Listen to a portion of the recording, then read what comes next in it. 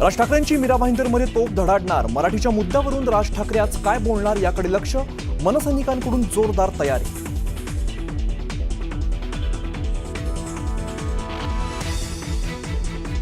ज्यावेळेला ती निवडणूक जाहीर होईल त्यावेळेला आम्ही चर्चा करू शकतो.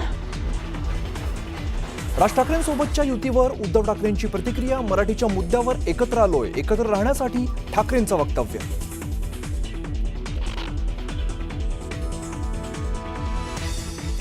गुरुवारी झालेल्या राड्यानंतर मुख्यमंत्री आक्रमक, सर्व आमदार माजलेत अशी जनतेची भावना.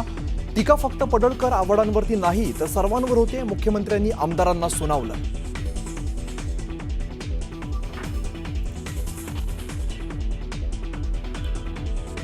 विधानभवनात गुरुवारी झालेल्या राड्याप्रकरणी भाजप आमदार गोपीचंद पडळकरांनी मागितली माफी.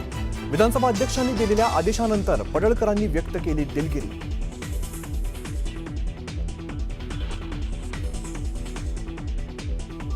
माझ्यासोबत मी कोणालाही आणत नाही, मात्र घडलेल्या घटनेमुळे मी दुःखी, जितेंद्र आव्हाडांची प्रतिक्रिया.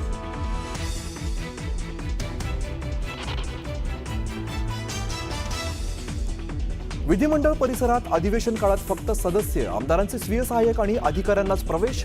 विधानभवनावरील राडा प्रकरणानंतर विधानसभा अध्यक्षांची घोषणा.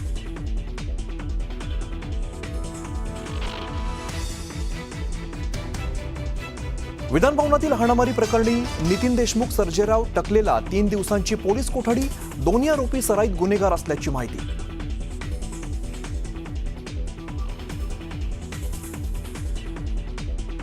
आमदार जितेंद्र आव्हाडांवरती मरीन लाईन्स पोलिसात गुन्हा दाखल. सरकारी कामात अडथळा आणल्याप्रकरणी गुन्हा. कार्यकर्ता देशमुखला अटक केल्यानंतर आव्हाडांनी केलेलं आंदोलन.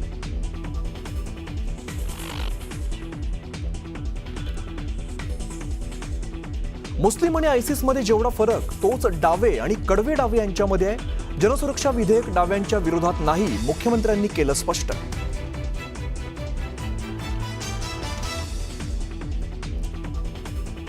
हनीट्रॅप प्रकरणी तपास यंत्रणा नाशिकमध्ये. नाशकातील वरिष्ठ महसूल अधिकारी अडकल्याची चर्चा. एका हॉटेल व्यावसायिकाची चौकशी सुरू असल्याची माहिती.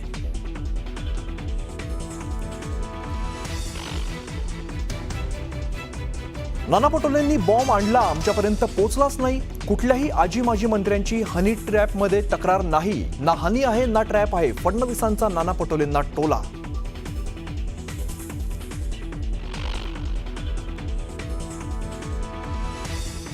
आणि महादेव मुंडेंची हत्या वाल्मिक कराडच्या सांगण्यावरूनच. महादेव मुंडेंचा मांसाचा तुकडा 8 दिवस घेऊन आरोपी फिरत होते.